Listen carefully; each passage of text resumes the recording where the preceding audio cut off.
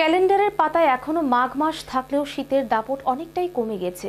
বসন্তকে স্বাগত জানানোর প্রস্তুতি প্রকৃতিতে। অনেক আম গাছে এসেছে মুকুল, পলাশ, শিমুল, কৃষ্ণচূড়া সহ ফাগুনের নানান ফুলের কলিরও দেখা মিলছে। শীতে ঝরে পড়া পাতার ফাঁকা জায়গা পূরণ করতে গাছে গাছে আবার গজাতে শুরু করেছে নতুন পাতা।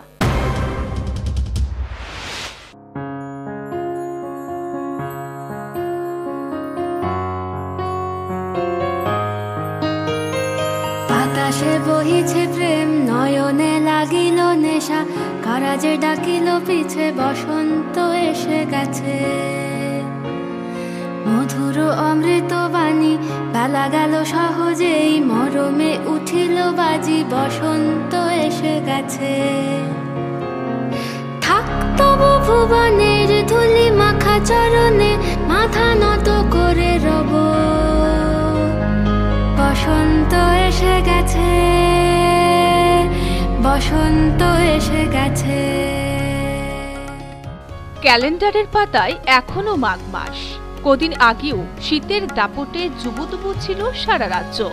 তবে চলতি সপ্তাহের শুরু থেকে আস্তে আস্তে শীতের রিক্ততা ভুলিয়ে প্রকৃতিতে আসতে শুরু করেছে ফাগুনের ছোঁয়া। ঝলমলে রোদের দেখাও মিলছে, বইছে ফাল্গুনী হাওয়া। শীতের শেষ ও বসন্ত শুরুর মাঝামাঝি সময়ই প্রকৃতি নিজেকে পাল্টে নেওয়ার প্রস্তুতি নেয়। এ সময় থেকে গাছে ফুলের মুকুল দেখা দেয়। ধূসর কুয়াশা সরে গিয়ে বাগান জুড়ে খেলা করে সোনারো। আর ঋতুরাজের রাজসভায় আগমন ঘটে রঙিন সব ফুলের।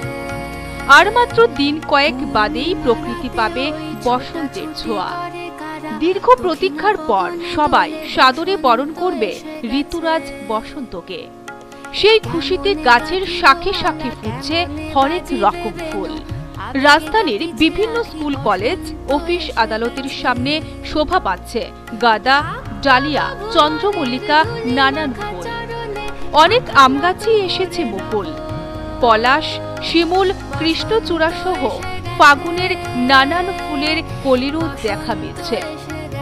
শীতে ঝরে পড়া পাতার ফাঁকা জায়গা পূরণ করতে গাছে গাছে আবার গজাতে শুরু করেছে নতুন পাতা।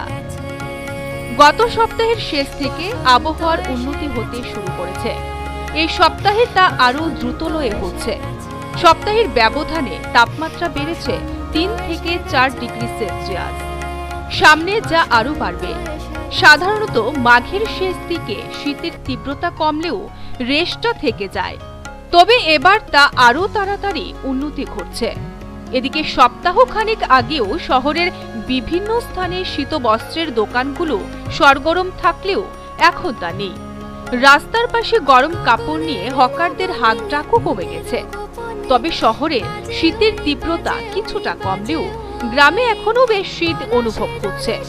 কোথাও কোথাও মধ্যরাত থেকে সকাল পর্যন্ত হালকা থেকে মাঝারি কুয়াশা পড়ছে।